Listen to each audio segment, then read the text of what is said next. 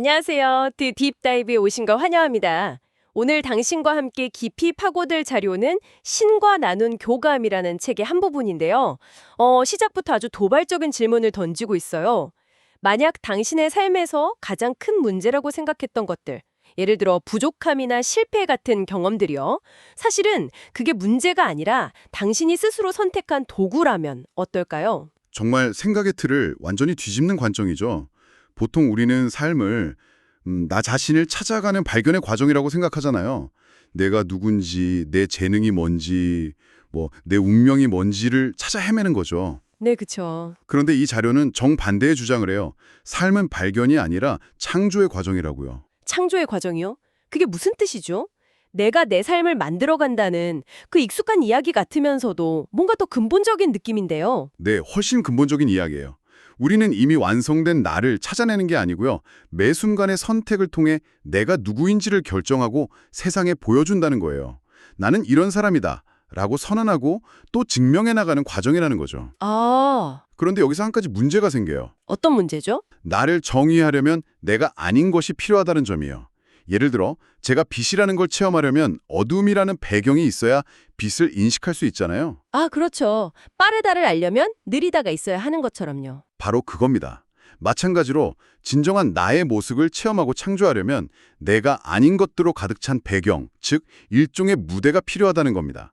이 자료는 바로 그 무대를 환상이라고 부르고 있어요. 아, 이제 좀 감이 오네요. 그러니까 우리가 현실이라고 믿는 이 세계의 여러 제약이나 어려움들이 사실은 내가 어떤 존재인지를 마음껏 표현하고 창조하기 위해 마련된 뭐랄까 거대한 연극 무대나 시뮬레이션 같은 거란 말이군요. 네, 맞습니다. 이건 정말 파격적인데요? 그렇죠. 그리고 이 관점의 가장 중요한 지점은요. 이 환상들을 그저 참고 견디거나 벗어나려고 애쓰는 게 아니라는 거예요. 그 목적을 이해하고 적극적으로 사용하라고 제안하는 데 있습니다. 여기가 정말 흥미좋은 지점 같아요. 환상을 사용한다니요. 구체적으로 어떻게 하라는 거죠? 아주 명확한 3단계 과정을 제시하고 있어요. 첫째는 환상을 환상으로 인식하기. 지금 내가 겪는 이 분노나 슬픔, 이 결핍감이 현실 그 자체가 아니라 내가 무언가를 체험하기 위해 선택한 도구라는 걸 알아차리는 거예요. 그 3단계가 이론적으로는 완벽하게 들리는데요. 근데 실제로 화가 머리끝까지 난 상황에서 이건 내 성장을 위한 도구, 즉 환상이지? 하고 차분하게 인식하는 게 과연 가능할까요? 감정에 휩쓸리지 않고 그건 도구로 본다는 게 보통의 의지력으로 되는 일인가 싶어서요. 아주 날카로운 질문이에요. 물론 쉽지 않죠. 그래서 이 자료도 이것이 평생에 걸친 수련이라고 말해요. 하지만 핵심은 완벽하게 해내는 게 아니고요. 그런 관점이 있다는 걸 기억해내는 것만으로도 엄청난 변화가 시작된다는 거예요. 기억해내는 것만으로도요? 네. 감정에 완전히 매몰되는 대신 아주 작은 틈이 생기는 거죠. 어쩌면 이건 다른 의미가 있을지도 몰라. 하하, 100% 성공이 아니라 그 가능성의 문을 여는 것만으로도 의미가 있다? 그렇군요. 그럼 두 번째 단계는 뭔가요? 해자라는 의미로 받아들일 수도 있지만 새로운 길을 모색할 자유를 얻었다라는 의미로 재정의할 수도 있다는 겁니다. 그리고 마지막 세 번째 단계는 그렇게 새롭게 의미를 부여한 무대 위에서 내가 어떤 존재가 될지를 선택하고 행동하는 것, 즉 자신을 새롭게 재창조하기겠군요. 정확합니다. 이 3단계를 거치면 우리는 상황의 피해자에서 그 상황을 활용하는 창조자로 역할이 바뀌게 되죠. 심지어 이 자료에서는 한 걸음 더 나아가서 이 환상들을 의도적으로 조합해서 사용할 수도 있다고 말해요. 조합한다니요? 그건 또 무슨 얘기죠? 예를 들어 실패의 환상과 심판의 환상을 일부러 끌어오는 거예요. 스스로가 완전히 실패했다고 상상하고 주변의 비난과 자기 안의 비판까지 모두 받아들이는 거죠. 와, 그 절망의 바닥에서 두고 봐라 하고 주먹을 불끈 쥐고 다시 일어서는 경험. 그 역경을 극복했을 때의 짜릿한 승리의 체험을 스스로에게 선물하기 위해 일부러 그런 극적인 무대를 연출할 수도 있다는 비유가 나와요. 마치 한 편의 영화 주인공처럼요. 와, 그건 정말 대담한 발상이네요. 내 삶의 감독이자 주연 배우가 되어서 성장을 위한 각본을 직접 쓰는 것과 같군요. 네, 그렇죠. 하지만 동시에 만약 그게 환상이라는 걸 잊어버리고 그 역할에 너무 깊게 빠져버리면 정말로 비극의 주인공이 될 수도 있겠다는 생각도 드네요. 바로 그 점을 경고하고 있어요. 언제나 그것이 도구임을 잊지 않는 것이 핵심입니다. 자, 그럼 이쯤에서 구체적인 환상들을 하나씩 살펴보면서 이 개념을 좀 더 깊이 이해해 볼까요? 네, 좋습니다. 첫 번째는 필요의 환상입니다. 필요의 환상. 우리는 살면서 공기, 물, 돈, 사랑, 인정, 정말 많은 것들이 필요하다고 느끼면 살아가잖아요. 이게 환상이라는 건가요? 네, 역설적이게도 이 환상의 목적은 우리가 궁극적으로는 아무것도 필요하지 않은 존재라는 걸 체험하게 하기 위함이라고 해요. 물론 생물학적으로 생존에 필요한 것들이 있죠. 하지만 우리가 느끼는 대부분의 필요는 생존을 넘어선 나는 이것이 없으면 불완전하고 불행하다는 믿음과 연결되어 있어요. 이 환상은 바로 그 믿음에 도전하는 거죠. 하지만 뭔가가 간절히 필요하다고 느낄 때 그 감정은 너무나 현실적인데요? 그 환상에서 벗어나는 방법이 있나요? 방법은 의외로 간단해요. 무언가가 정말 간절히 필요하다고 느낄 때 스스로에게 이렇게 질문을 던져보는 거예요. 나는 왜 이게 없으면 안 된다고 생각하지? 그리고 잠시 멈춰서 지금 이 순간을 가만히 느껴보는 거죠. 그러면 놀랍게도 그것이 아직 내 손에 없는데도 불구하고 나는 지금 이 자리에 멀쩡히 존재하고 있다는 사실을 깨닫게 된다는 겁니다. 아, 그게 엄청난 통찰을 주네요. 내가 필수라고 믿었던 그것 없이도 나는 지금 숨쉬고 생각하며 존재하고 있으니 사실은 그게 내 존재 자체를 좌우하는 건 아니었다는 걸 체험적으로 깨닫게 되는군요. 맞아요. 원하는 것과 존재에 필요한 것을 분리해서 보게 되는 거죠.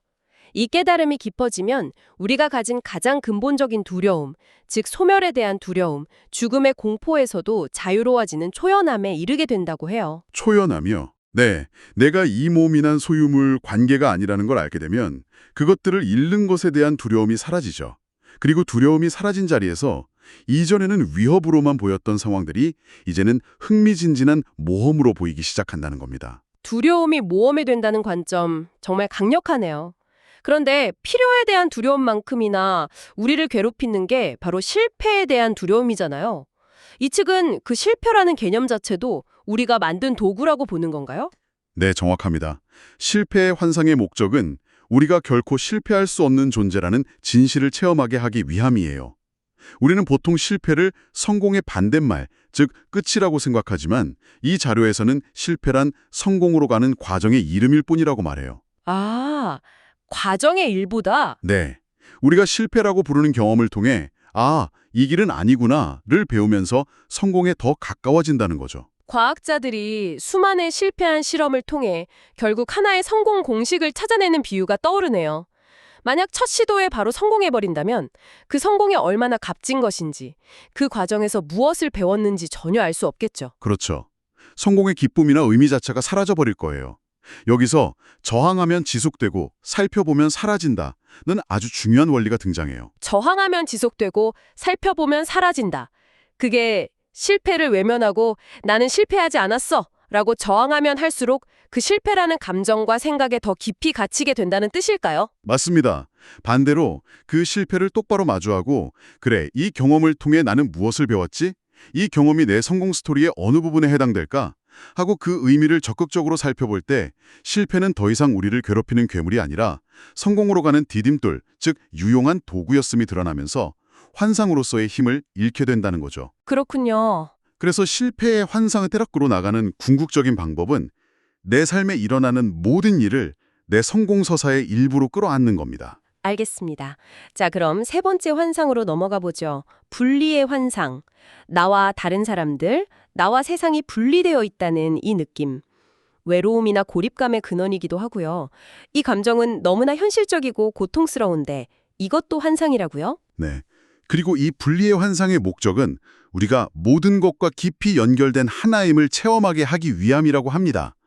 분리의 고통을 알아야만 합일의 경이로움을 느낄 수 있다는 거죠. 아, 애초에 분리가 없었다면 하나됨이라는 개념 자체가 존재할 수 없었을 거예요.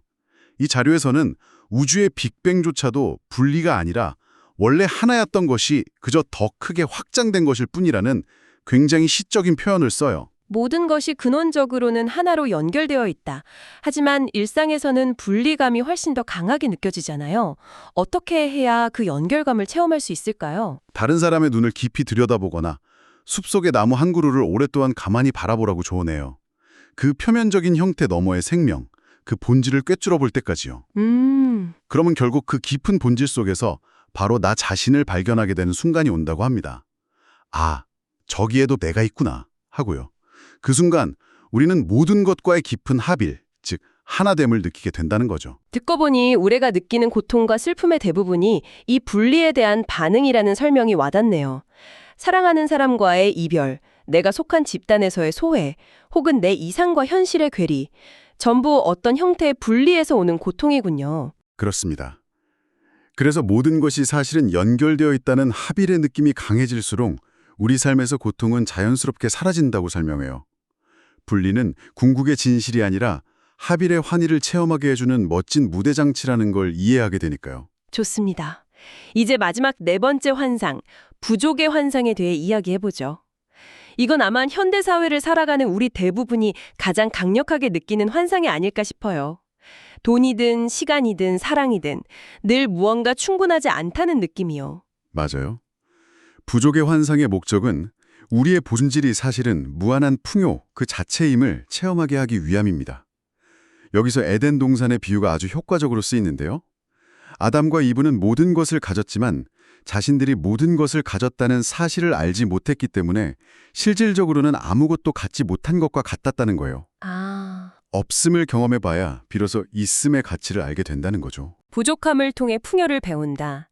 머리로는 이해가 되는데 이 환상에서 벗어나는 방법은 정말 상상하기가 어렵네요. 이 자료가 제시하는 방법은 정말 역설적이고 어떻게 보면 가장 아름다운 방법이에요. 바로 외부에서 부족을 볼 때마다 나의 것을 나누어 그 부족을 채워주라는 겁니다. 잠깐만요. 이건 정말 상식을 뒤엎는 이야기네요. 보통은 내가 먼저 채워줘야 남을 도울 수 있다고 생각하잖아요.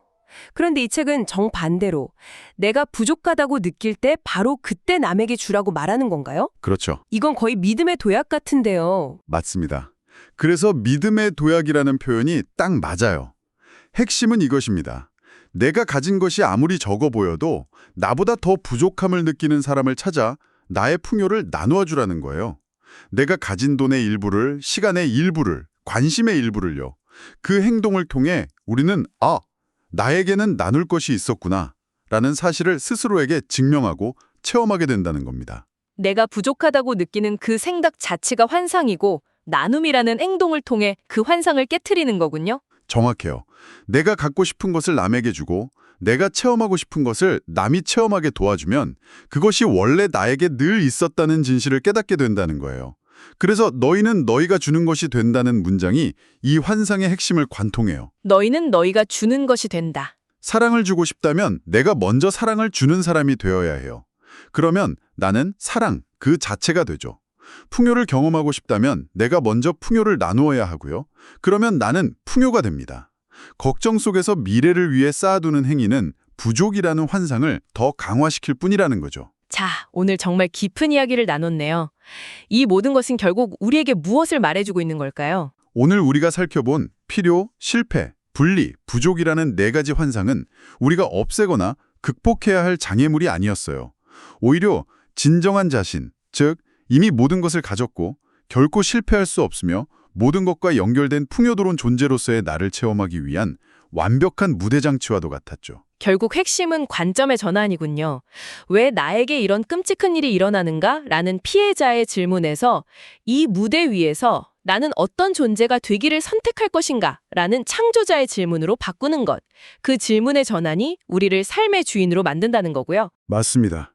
우리가 겪는 이 모든 상황이 나 자신을 새롭게 창조하기 위한 도구, 즉 환상임을 진정으로 이해하는 순간 우리는 삶의 파도에 휩쓸리는 대신 그 파도를 타는 서퍼가 될 힘을 얻게 됩니다. 마지막으로 당신이 한번 생각해 볼 만한 질문을 던져드리고 싶어요. 이 자료에서는 사실 총 10가지의 환상이 있다고 언급합니다. 그리고 이 환상들은 서로 결합되어서 우리 삶에 아주 복잡하고 다채로운 경험들을 만들어낸다고 해요. 당신의 삶을 한번 돌아보세요. 지금 당신은 어떤 환상의 무대 위에 서 있나요? 혹시 자신도 모르게 부족의 환상과 실패의 환상을 정교하게 조합해서 마침내 모든 것을 이겨내고 성공하는 당신만의 특별한 성장 드라마를 써내려가고 있는 건 아닐까요?